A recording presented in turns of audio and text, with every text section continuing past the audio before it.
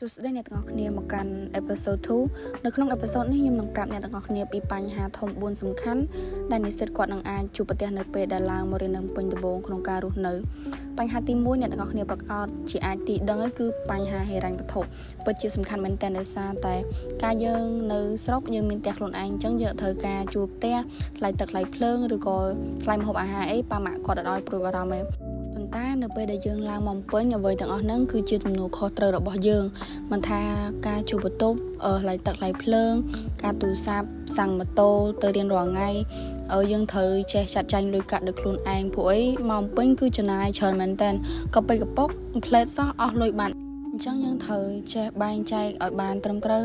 ហើយអ្វីដែលយើងគួរទិញអ្វីដែលយើងមិនគួរទិញកុំហឺហាតាមគេអ្នកទាំងអស់គ្នាយើងអ្នកឡើងមកពីខេត្តកូនគេអ្នកបំពេញផ្ទាល់គេចាយវាយគឺជារឿងរបស់គេប៉ុន្តែយើងត្រូវចេះសន្សំចៃលុយកាក់របស់យើងកុំហឺហាតាមគេជីវិតស៊ីវិល័យអីគឺត្រូវតែមើលតាមលទ្ធភាពដែលយើងមានជាក់ស្ដែងយើងចំណាយទៅលើអ្វីដែលយើងត្រូវការបានហើយកុំចំណាយអីដែលយើងចង់បានច្រើនពេកចំណុចទី2គឺការទំនាក់ទំនងហើយនិងការសម្របខ្លួន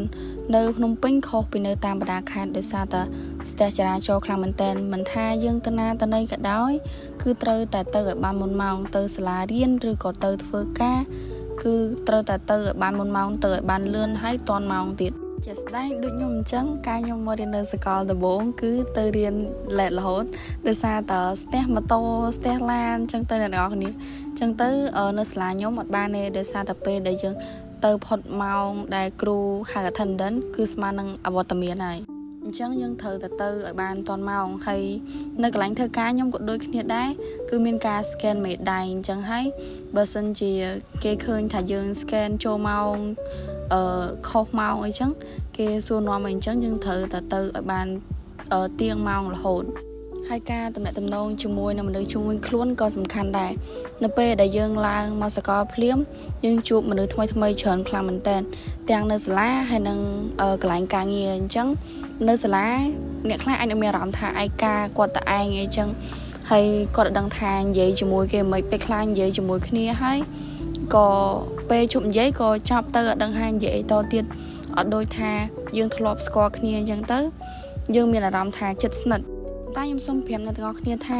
ត្រូវតែសម្របខ្លួនហើយប្រកាន់ទំនាក់ទំនងនិយាយជាមួយពួកគាត់នៅពេលដែលយើងនិយាយមួយពួកគាត់ទៅពួកគាត់ក៏និយាយមួយពួកយើងវិញហើយកុំព្យាយាមផ្ដាច់ខ្លួនឲ្យនៅតែឯងអសោះព្រោះអីនៅពេលដែលយើងចូលក្នុងសាកលវិទ្យាល័យគ្រូអាចដាក់ assignment ទៅយើងត្រូវរើសក្រុមហើយយើងត្រូវជជែកពិភាក្សាគ្នានៅពេលដែលយើងត្រូវការអីគឺយើងអាចពឹងពាក់ពួកគាត់បានអញ្ចឹងយើងត្រូវតែចេះទំនាក់ទំនងអ្នកខ្លះគាត់ស្គាល់គេច្រើនទៅដល់ពេលយើងមានទំនាក់ទំនងល្អមួយគាត់យើងចង់ធ្វើការអីយើងសួរគាត់ថាបងធ្វើការណាបងស្គាល់គេនៅនោះអីគាត់អាចជួយណែនាំយើងជាក់ស្ដែងខ្ញុំបានការងារដោយសារតែស្គាល់តាមរយៈ search បងគាត់ប្រាប់ថាគាត់ធ្លាប់ធ្វើនៅនេះធ្លាប់ធ្វើនៅនោះទៅខ្ញុំក៏ធ្វើតាមគាត់ដែរអញ្ចឹងក៏ខ្ញុំបានឱកាសការងារដូចគ្នាចំណុចទី3ឡើងមកពេញដំបងគឺប្រយ័ត្នគេបោកអ្នកទាំងអស់គ្នានៅពេញគឺសបោខ្លាំងមែនតើបើសិនជាគេអាចបោកអ្នកទាំងអស់គ្នាគឺគេនឹងបោកមិនថាបោកអ្នកទាំងអស់គ្នាដើម្បីប្រើប្រាស់ឬក៏បោកដើម្បីយកលុយទេ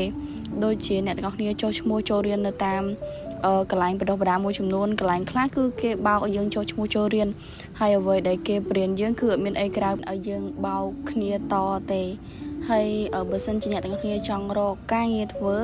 ហើយឆាតទៅគេប្រាប់ថាផ្ញើឲ្យ15ឬក៏20 30ដុល្លារអីបានការងារកុំអាតន់ជឿគេអីអ្នកទាំងអស់គ្នាអ្នកខ្លះគាត់អាចនឹងរកឲ្យយើងមែនប៉ុន្តែអ្នកមួយចំនួនទៀតគឺគាត់យកលុយយើងហើយគឺបាត់ហើយកុំងាយទុកចិត្តគេសោះមនុស្សគឺយើងមើលស្គាល់បើសិនជាគេអត់បានផលប្រយោជន៍អីមួយពីយើងគឺគេអត់ជួយយើងទេអ្នកទាំងអស់គ្នាអ្នកខ្លះគាត់អាចនឹងជួយយើងចេញពីសុខចិត្តប៉ុន្តែគឺកម្រជួបខ្លាំងមែនតើអញ្ចឹងហើយអ្នកទាំងអស់គ្នាត្រូវបង្កើនការប្រុងប្រយ័ត្នឲ្យបានខ្ពស់នៅពេលដែលឡើងមករៀននៅភ្នំពេញទី4ក៏ជាចំណុចសំខាន់ដែរគឺនៅពេលដែលយើងឡើងមកពេញភ្លាមបែកផ្ទះគឺយើងមានអារម្មណ៍ថាឯកាវារៀងសែនបន្តិចដែរដោយសារតែយើងអត់ធ្លាប់នៅឆ្ងាយផ្ទះយើងធ្លាប់តែយើងចេញមកពីរៀនមានអ្នកផ្ទះគាត់ធ្វើម្ហូបធ្វើអីចាំយើងហើយជួបជុំបងប្អូន ប៉ុន្តែនៅពេលដែលយើងឡើងមកពេញពេលដែលយើងចេញពីរៀនយើងត្រូវ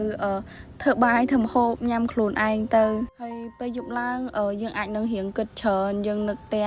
ចង់ទៅផ្ទះមានអារម្មណ៍ថាឯកាមកនៅទីក្រុងតែឯងកំសត់ខ្លួនអីចឹងអ្នកទាំងអស់គ្នាវីដេអូខ្ញុំមានតែប៉ុណ្្នឹងដែរប៉ុន្តែបញ្ហាវាមាននៅច្រើនទៀតប៉ុន្តែខ្ញុំគិតថានេះជាបញ្ហាធំមួយចំនួនទេដែលយើងគួរតែដឹងហើយមិនមែនបញ្ហាទាំងអស់ទេនៅមានរឿងល្អជាច្រើនទៀតកុំព្រួយបារម្ភច្រើនពេកវាមានបញ្ហាប៉ុន្តែយើងក៏រៀនពីបញ្ហាហ្នឹងដែរវាព្រៀនយើងឲ្យចេះរឹងមាំហើយពេលខ្លះទៅយើងស្វែងយល់ពីបញ្ហាទាំងអស់ហ្នឹងទៅវាធម្មតាទេអរគុណអ្នកទាំងអស់គ្នាសម្រាប់ការតាមដានទស្សនាវីដេអូអរគុណ